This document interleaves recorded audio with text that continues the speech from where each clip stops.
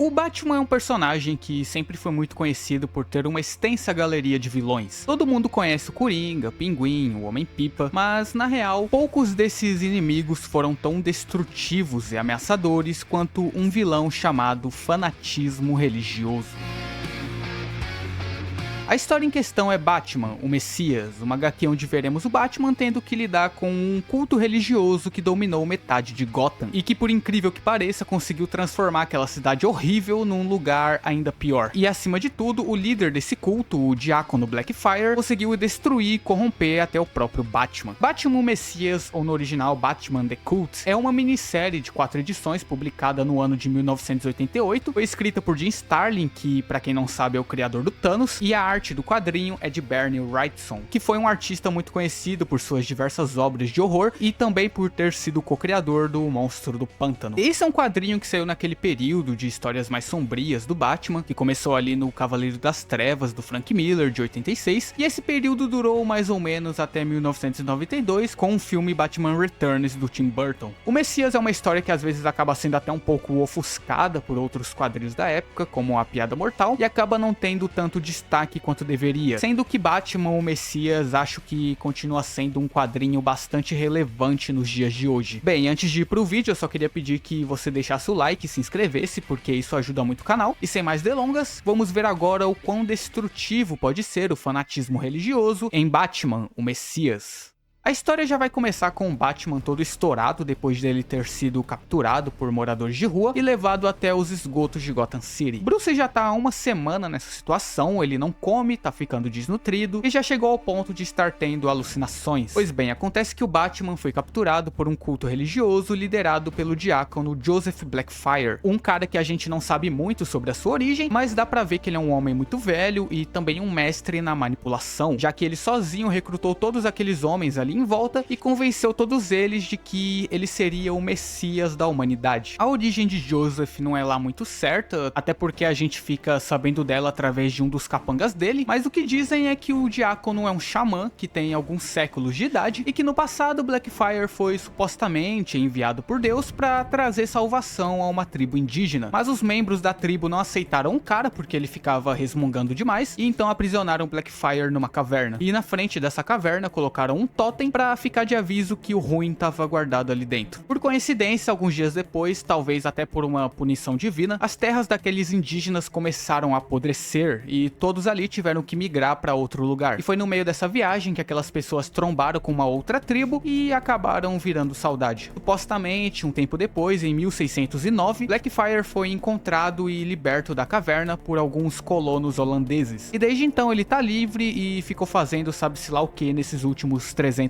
anos. Nessa história toda não dá pra saber direito o que é verdade ou mentira, nem dá pra saber o que o Blackfire realmente é. Pode ser que ele seja um alienígena, mas aparentemente ele é só um indígena, por conta de alguns comentários e até por certos traços no rosto dele, ou talvez ele não seja nem isso, porque a versão dele do Arkham Knight tem uma aparência completamente diferente, e então no fim não dá pra ter muita certeza de nada, porém uma certeza que nós temos agora é que Joseph Blackfire quer acabar com toda a criminalidade de Gotham City. E como ele vai fazer isso? Com a ajuda da sua gangue de mendigos que Blackfire foi recrutando aos poucos para o seu culto religioso e que agora estão realizando diversos ataques contra vários criminosos de Gotham. E esses ataques são bastante violentos, o padrão é que os cultistas deixem os alvos parecendo peças de Lego. E olha, essa abordagem até que tá funcionando, é até estranho dizer isso, mas Gotham tá virando uma cidade muito mais segura. A polícia até estranha essa ausência de criminosos na rua, e foi justamente quando Batman tava investigando essa onda de ataques e desaparecimentos que ele acabou sendo capturado e terminou desse jeito aí. E agora, por incrível que pareça, Blackfire vai conseguir recrutar o Batman pro seu culto. Acontece que o diácono obviamente não é lá uma pessoa muito boa. O próprio Jim Starlin já disse que suas inspirações para criar o personagem foram os televangelistas da década de 80, que eram aquelas pessoas que faziam pregações religiosas na televisão, e nessa época esse povo implicava muito com quadrinhos de super-heróis, falando que tinha que queimar os quadrinhos porque era coisa do inimigo e que a palavra deles era a única única verdade e etc. Em termos de comparação, o que esses televangelistas faziam com o gibi de super-herói era a mesma coisa que o Gilberto Barros fazia aqui no Brasil com as cartinhas de Yu-Gi-Oh! Ou seja, o Diácono Blackfire age igual um ditador, ele costuma sempre apelar para um discurso demagógico, ele fala o que a pessoa quer ouvir e assim recruta ela pro seu culto, fazendo a pessoa realmente acreditar que ele é o Messias do mundo. Ah, e caso você discorde que ele é o Salvador, você será condenado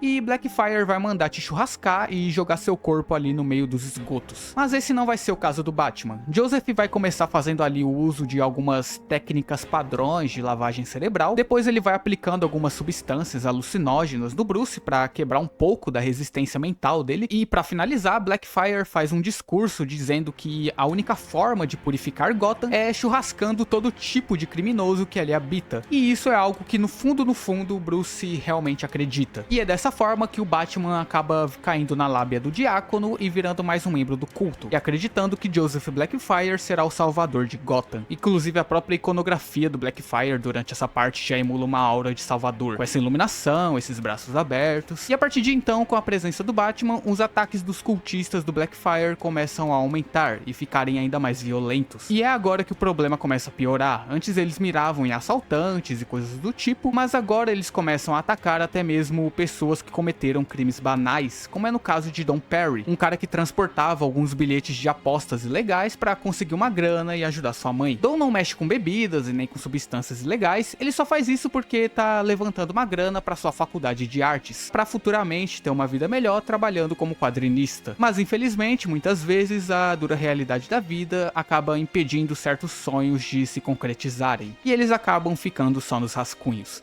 O culto também começa a ficar mais popular entre os cidadãos de Gotham, ainda mais agora com a presença do Batman. A gente vê entrevistas de diversas pessoas concordando com as atitudes do Diácono, afinal, agora eles se sentem muito mais seguras naquela cidade que nunca teve paz. E vendo agora que a população aprova as atitudes do culto, Blackfire então cresce o olho e começa a mirar em pessoas ainda mais importantes. Ele churrasca o prefeito da cidade e elimina outros políticos da Câmara Municipal. E a população segue aplaudindo, afinal, Gotham é cheia de políticos corruptos, então tá beleza desconectar a cabeça de um ou de outro por aí. Porém, toda essa fraude vai acabar quando a polícia capturar um dos membros do culto e vai revelar o óbvio, que o Diácono só tá limpando a cidade porque ele quer que as pessoas considerem ele como um herói salvador de Gotham, para futuramente ele aplicar um golpe de estado e assumir o controle de toda a cidade. E essa informação ela vai a público. Um mandado de prisão é emitido contra Blackfire e, adivinhem, metade da população de Gotham segue apoiando o Diácono, mesmo ele sendo declaradamente um criminoso. Blackfire nesse ponto já conquistou o coração de metade da população da cidade. Muitos nesse momento inclusive o idolatram tanto que dizem que todo o poder da cidade deveria estar nas mãos do Joseph Blackfire. E olha, ainda bem que esse papo de fanatismo cego só existe nesses gibizinhos de super-heróis da década de 80, e que na vida real, obviamente, não existem pessoas idiotas de caírem na lábia de gente igual o Diácono. Ainda bem, né? Ah, e quanto ao Batman, ele segue sendo enganado e ajudando o culto em algumas missões, enquanto tá sob o efeito de substâncias alucinógenas. Em uma dessas alucinações, o Bruce até se vê peneirando duas caras com uma SMG, e quando ele acorda, percebe que acabou de tirar a vida de um criminoso. Nesse ponto da história, o Batman já foi completamente derrotado. Ele tá alienado pelas ideias do Diácono,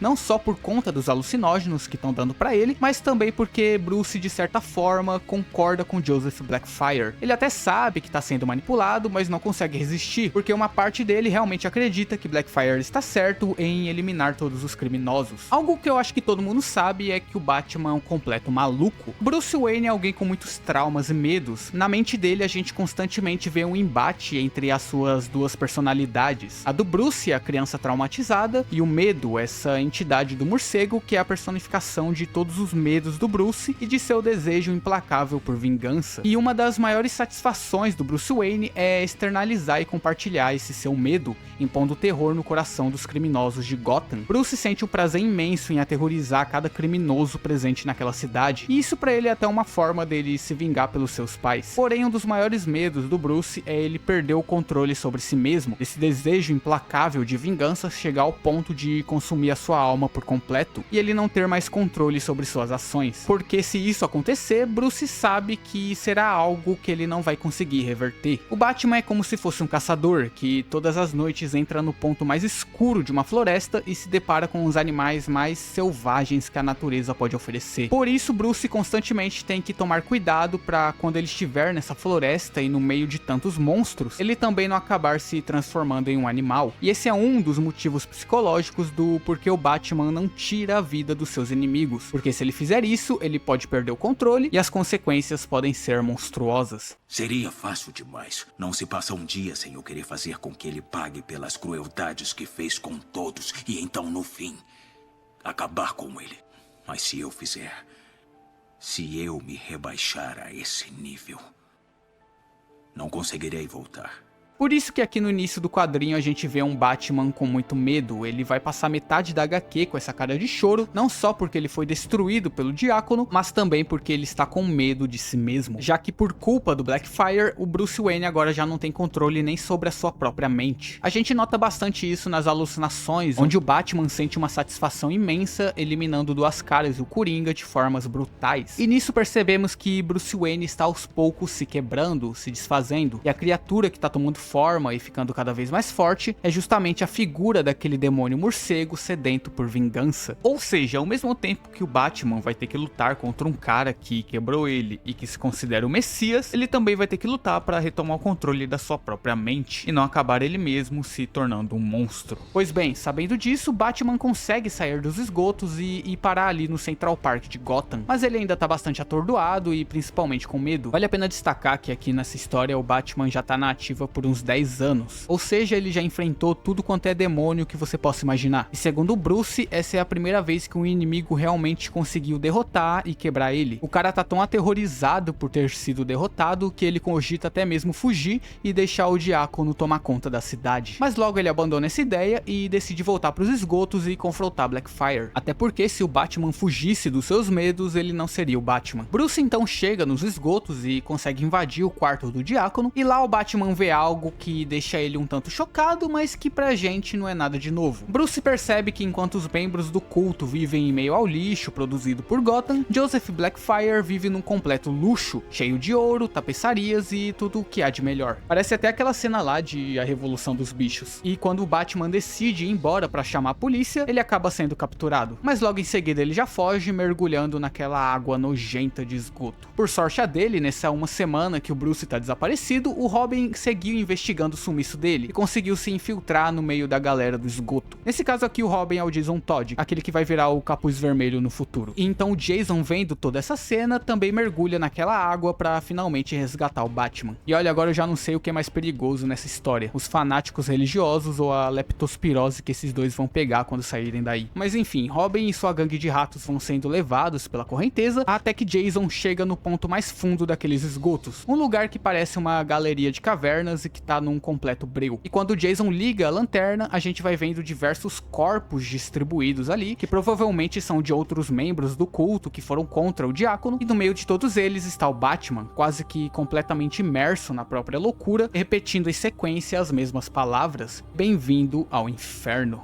E aqui nessa parte vale a pena comentar sobre a arte do Bernie Wrightson, ele que é um artista mais voltado para o gênero do horror, e isso contribui muito para todo o clima da HQ. Tudo é muito sujo e detalhado, principalmente as expressões faciais dos personagens. Muito do clima de horror da arte dele é baseado no uso de sombras, como dá pra ver. Ele normalmente trabalha com preto e branco, aqui o quadrinho é colorido, mas ainda dá pra ter uma noção disso em algumas páginas. Como o Bernie teve vários trabalhos relacionados ao horror, ele também trabalhou em diversas ilustrações excelentes pro livro Frankenstein de Mary Shelley. Inclusive o banner aqui do canal é justamente uma dessas ilustrações que ele fez. O Bernie Wrightson acho que vale um vídeo só sobre os trabalhos de horror dele, então comentem aí se vocês gostariam de um vídeo sobre. Mas voltando pra história, enquanto o Batman tá maluco falando nada com nada, Jason consegue libertar ele e fazer o Bruce voltar pro mundo real. Aqui vale destacar esse quadro do Robin dando um tapa no Batman, se vingando daquele tapa de umas décadas atrás, e o Jason agora vai ajudar o Bruce, que ainda tá meio fraco, a sair daquelas cavernas. No caminho, a dupla porventura vai encontrar ali uma outra caverna, e nessa a gente vai descobrir como que o Diácono Blackfire sobreviveu por mais de 300 anos. Ele é um ser imortal? Não. Na verdade, Blackfire faz um tipo de ritual, onde a cada ciclo da lua ele se banha com molho de gente. E esse, segundo ele, é o segredo da vida eterna. Eu cheguei a pesquisar pra ver se esse ritual realmente existiu, mas não achei nada, então eu acho que isso é coisa do quadrinho mesmo. Mas essa cena também não vai durar muito, porque o Blackfire percebe que o Batman e o Robin estão ali e começa uma uma perseguição. Na fuga, o Batman ainda tá meio abobalhado, ele não consegue nem ficar em pé direito. Sorte a dele que o Robin lida bem com a situação e ainda consegue despistar alguns fanáticos com umas bombas de fumaça. No fim, o grande herói aqui acaba sendo Jason Todd. É uma pena que um tempo depois o Batman não conseguiu retribuir o favor, né?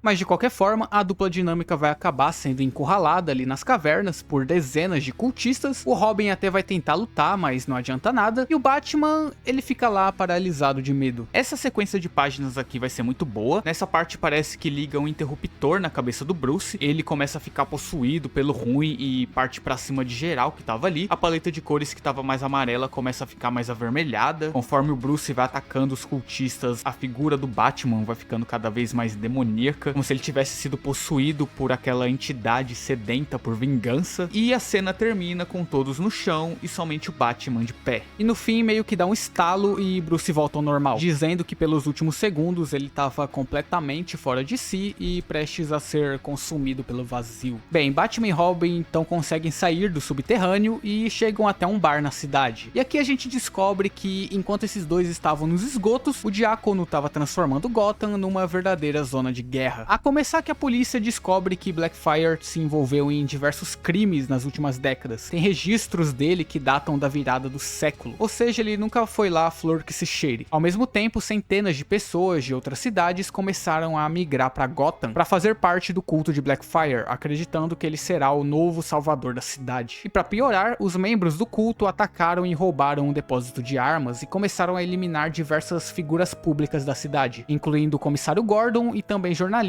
que eram contra essa cruzada do Diácono. No caso do comissário Gordon, ele por pouco ainda saiu vivo. E Blackfire não vai assumir nenhum desses ataques, ele vai abrir uma transmissão na TV dizendo que na real a cidade está sofrendo ataques de uma conspiração criminosa, o que é mentira, e que a única forma de salvar a cidade é se ele der um golpe de estado e dominar toda a Gotham. Dessa forma, o governador decide aplicar lei marcial em Gotham, chamando a Guarda Nacional para ver se põe ordem naquela cidade. Mas isso também acaba sendo um completo fracasso. Vira um negócio meio Vietnã, o exército cai em diversas armadilhas, os membros do culto estão escondidos em diversos pontos da cidade, então tem vários ataques surpresa, e acaba que o governo percebe que não compensa lutar naquele lugar e decide abandonar Gotham nas mãos do Diácono. Nisso, metade da população também decide abandonar a cidade, porque não querem viver nas mãos de um ditador, enquanto os outros 50% do povo decidem permanecer em Gotham. Mesmo essas pessoas, agora sabendo dos inúmeros crimes do Diácono, elas seguem acreditando que Blackfire é um homem bom e que vai tornar Gotham uma nova potência americana. É interessante ver que durante o quadrinho a opinião da população foi mudando aos poucos. De início, praticamente todo mundo apoiava o Blackfire, pra no final metade do povo fugir da cidade, com medo de virarem vítimas de um ditador. E situação, hein? O próprio Robin comenta quando salva o Batman que um dos problemas de Gotham é que ela estava muito polarizada entre pessoas a favor e contra o Diácono. O que Joseph Blackfire fez aqui foi um puro discurso demagógico. Ele falou que ia ajudar nisso, fazer aquilo, e então apelou para uma das maiores carências da população de Gotham, que é a falta de segurança, para assim ganhar confiança e conseguir ainda mais poder político. É aquele velho papo, quanto mais miserável é o povo, mais ele acredita em coisas fáceis. Quanto mais carente é a população, mais ela acredita em fantasias, principalmente em fantasias de poder. Daí que vem a ideia que vai vir um homem que vai acabar com as guerras, que vai acabar com a fome, desenvolver a educação, dar mais segurança, quando na verdade líderes como o Blackfire estão mais preocupados em criar uma polarização naquela sociedade, criar uma fanbase que vai apoiar ele independentemente do que ele faça. O Batman até comenta no início da história sobre qual é o método padrão de recrutamento dessas seitas religiosas. Primeiro eles isolam um pagão do seu ambiente familiar, então aos poucos vão enfraquecendo as suas atuais crenças, e em seguida eles passam a encher a mente dessa pessoa com certas ideologias e soluções milagrosas para problemas da sociedade. E no fim se cria um fanático, alguém sem personalidade, sem uma identidade individual, que faz parte de um coletivo de pessoas que acreditam cegamente em alguma ideologia. Um exemplo disso foi o próprio Batman. O culto inclusive até arrancou aquele emblema de morcego do peito dele, possivelmente como forma de remover qualquer resquício de identidade individual que ele pudesse ter. E é assim que seitas, partidos políticos, alguns movimentos sociais e cultos religiosos operam, polarizando terrorizando uma parte da sociedade. Aí, ao invés das pessoas entrarem em um acordo e procurarem uma solução viável para um problema, elas só ficam em bolhas discutindo cegamente entre si, enquanto os líderes desses movimentos vão conquistando mais e mais poder. Isso daí lembra tanta coisa, né? Mas enfim, Gotham agora foi dominada pelo culto e em poucos dias, obviamente, não virou aquele paraíso como muitos pensavam. A cidade destruiu as suas pontes e se isolou do resto do mundo. Agora nem o exército consegue entrar mais lá. Gotham agora virou um completo caos. Os que eram contra o Blackfire e não conseguiram fugir foram eliminados e pendurados em postes como um aviso. E os que apoiavam o Diácono foram escravizados e forçados a trabalhar para manter a cidade, construindo fortificações nas fronteiras para impedir invasões. E os que se recusaram a trabalhar também viraram enfeites nas ruas de Gotham. Ah, e claro, tiveram dezenas de pessoas que quebraram os bloqueios da cidade e tentaram fugir de lá. Mas todas elas foram eliminadas pelos cultistas e não houveram sobreviventes. Engraçado que uma das maiores cidades dos Estados Unidos virou uma completa ditadura e não teve um herói ali da Liga da Justiça pra ajudar. Se bem que a cidade é do Batman, né, então não é muito problema deles. Ah, e voltando pro Batman, ele e o Robin fugiram da cidade no dia que o Diácono tomou o controle. Agora faz uma semana que o Bruce se recuperou, mas ele não quer voltar pra Gotham porque ele ainda está com medo. Medo que Blackfire quebre ele de novo e também medo de que o Diácono faça Bruce perder o controle novamente. O Bruce tá tão apavorado que ele tá tendo até pesadelos com seus pais saindo do túmulo só pra chamar ele de covarde. E é muito interessante ter uma visão desse Batman mais fragilizado e perturbado, já que hoje em dia meio que virou meme que o Batman com preparo sola o Superman, o anti-espiral, derrota até Deus se ele quiser, e essa é a forma que o Batman é escrito atualmente por alguns roteiristas e como uma boa parte do fandom vê ele. Até quem não lê os quadrinhos acaba vendo ele dessa forma, quando na real a proposta do Batman é ser apenas um humano, que tá no ápice da capacidade física, é inteligente, é o melhor detetive do mundo, mas ainda é um humano cheio de medos, perturbado da cabeça e que tem que saber superar esses medos para se tornar cada vez mais forte. E é isso que a gente vai ver aqui nesse momento. Bruce e Jason agora se equipam com diversos apetrechos e várias armas tranquilizantes para então partirem para Gotham e retomarem o controle da cidade.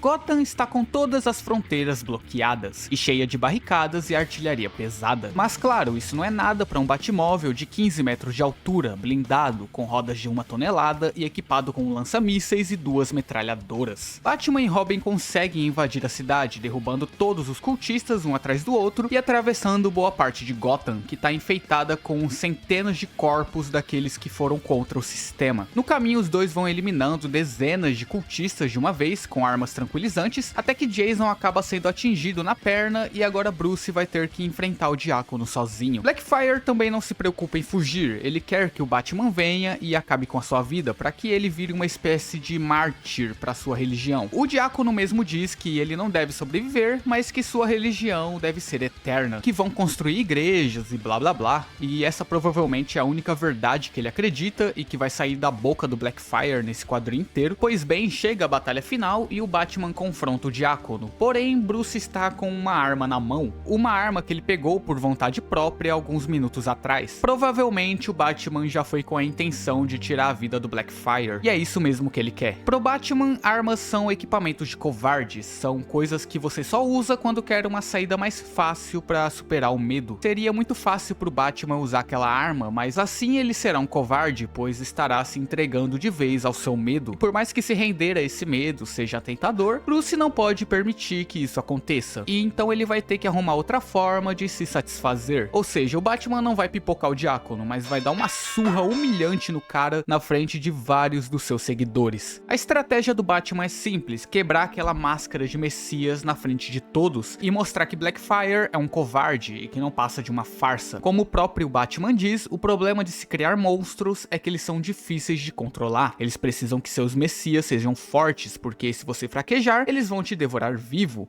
Monstros não gostam de serem enganados, e assim os cultistas se revoltam e o Diácono acaba virando Lego. O que não faz muito sentido, até porque o fanatismo normalmente não acaba quando o ídolo é derrotado ou exposto. Na vida real a gente tem muitos exemplos disso. Inclusive tem uma cena muito parecida com essa lá no último episódio da animação do Superman, onde o Superman derrota o Darkseid, que tinha lá um monte de servos e escravos, mas ao invés do pessoal ali aceitar a derrota e se libertarem daquela daquela escravidão, eles decidem ajudar o mestre deles e no final Darkseid diz: Eu sou muitas coisas, Kal-El, mas aqui eu sou Deus.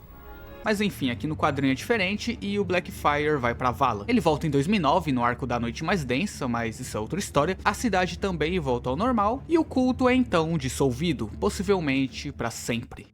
Eu gosto de Batman, o Messias, acho que devia ser uma HQ mais comentada. Ela costuma ser bastante esquecida nesses top 10 quadrinhos do Batman que a gente vê por aí, que sempre falam das mesmas HQs. Inclusive o Joseph Blackfire com certeza foi um dos maiores vilões do Batman, e pra isso o cara não precisou de gás do medo e nem de super força, ele destruiu toda a Gotham só na base da lábia e do controle de massas, o que pra gente não é lá nenhuma surpresa quando paramos pra olhar pro passado, mas o Messias ainda é um quadrinho muito relevante nos dias de hoje, até porque quando olhamos em nossa volta ou nas mídias sociais, o que mais vemos todos os dias é gente fanática idolatrando falsos salvadores. Mas enfim, deixem nos comentários quais mangás, HQs ou outras histórias do Batman vocês gostariam de ver aqui no canal. Queria deixar um agradecimento aos membros desse mês, que são o Marreta Preta 174, Redkong02, Patrick N, o Felpo, o Atro, Ihan Castro, Vitor Ramos e o Samuel Gonçalves. Eu agradeço muito mesmo a vocês que ajudam o canal, e também muito obrigado a você que viu o vídeo até o final. Curta se você gostou e até outro dia.